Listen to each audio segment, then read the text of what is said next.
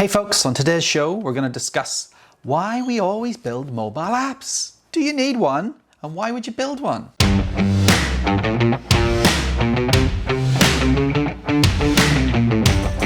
Do you need a mobile app? Well, not really. You don't have to have one, but we always do. Like, I don't know a single entrepreneur who doesn't really have an app. Well, that's not accurate. I do know people who've got IoT platforms and sensors and so forth, and now they have a web dashboard. It's mostly around consumer behavior. The reality is that every person who's going to use your product has a mobile phone. And if they don't, they're probably not going to try a new service or product delivered on the internet. Now, are they? Do you need an app? Can it just be a website? Well, the websites are limited. The App Store is its own ecosystem and it has discovery, etc. built into it. Now, I would prefer we didn't have app stores in all honesty. The mobile phones enabled web applications to not require an app store. But with the amount of money they get from the app stores, there's no way in hell they're going to let that go anytime soon. It's just my preference for a decentralized, fully open network rather than a gated community. If you deal with the app stores for a while, you'll probably understand why I think that. Do you, Mr. Entrepreneur, need to build a mobile app? Well, day one, maybe. Let's break it down as to why would I build a mobile app. I'll build a mobile app for a very simple reason. Everyone watching this video or anyone else has one. You've all got a smartphone. So why wouldn't you build a product that your customer can carry in their pocket? That's it. That's it in a nutshell. Everyone has a phone. The likelihood of installing apps these days is significantly reducing. And we start to see other things like integrating into other platforms. So the space is evolving. But the short answer is you need to build a mobile app because everyone has a mobile phone.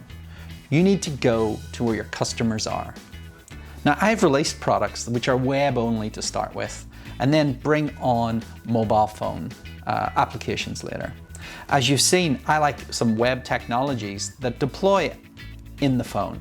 So I can do a web application and then wrap it in Cordova or Capacitor and also deploy a version onto the phone. So I'm trying to get both worlds for the price of one.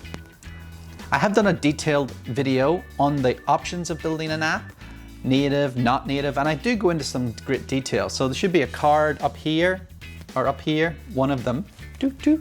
First time I pointed to a card, so we'll see if it works. Now that video goes through a lot of the options, but this video is more a why rather than what options to choose from. According to App Annie, which has got the State of Apps report, well worth a read. I'll put the link down in the description. But for this particular report, the State of Mobile 2020, you do have to sign up and they'll email it through to you. 3.4 hours per day are spent by people on mobile phones in 2019. That's nearly 4 hours every day. That's almost half a work day people are on their mobile phones. You need to go to where your customer is. And if your customer is on their phone, then you need to be on their phone. Hence why you need an app. Now, some people may disagree and say, well, they could be surfing the web. So all I need is a website. And I say to them, sort of. Yeah, I understand your point. But the app stores are very important. I've got a friend who's a travel app, and they've been featured multiple times on the App Store in Australia. And every time they're featured, they do get a pump in numbers. And they have their own advertising outside to attract users. But the App Store is still a very good way to be discovered at this point. It is getting more and more crowded and more difficult to get people to download your apps. So let's be clear, it's no golden panacea, but very simple. 4 hours a day, they're on their mobile phones. Look at generations. The younger you are, the more you're on your phone. So the average hour spent per device in Indonesia, these are emerging markets, has increased 20% over the last couple of years, and they're sitting at close to 5 hours a day. If we take somewhere like the United Kingdom, the UK, they are about 2.5 hours, and they're increasing 15% over the same period. The United States, it's increased 10% over the last 2 years, and they're getting close to 3 hours on average per day on their device. So, that's just on Android phones as well. So gone are the days where the mobile was the second way to access your product. You need to think about, even if you're not building a mobile app, that your website, or however these people will use your product, needs to be mobile first. Because mobile first is the future. That is the way it all goes. The desktop view is generally the secondary view these days. It used to be the other way around. So in mobile phone apps, according to App Annie, they say that in-app subscriptions contribute to 96% of non-gaming app revenue.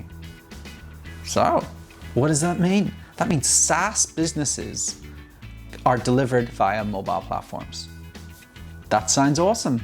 Now, not every product is going to work as an app, but I do think you need to be considering why it's not an app rather than why it is an app. But then again, that is my opinion. What we can see in the Annie report is Gen Z, they believe, is got 60% more sessions in top apps than other demographics. Are you targeting to Gen Z? Is that where your primary market is? If it is, then it sounds to me like you need to have a mobile phone app. Why am I talking about, do you need a mobile phone app? Well, mostly because I'm trying to do a journey story of explaining why I think you need one, what they are. I am doing some rebuilds of an existing app, but after that we'll be going through some ideation-y stuff, validation, and then delivery, building, launching, etc. If that interests you, please subscribe and follow my journey.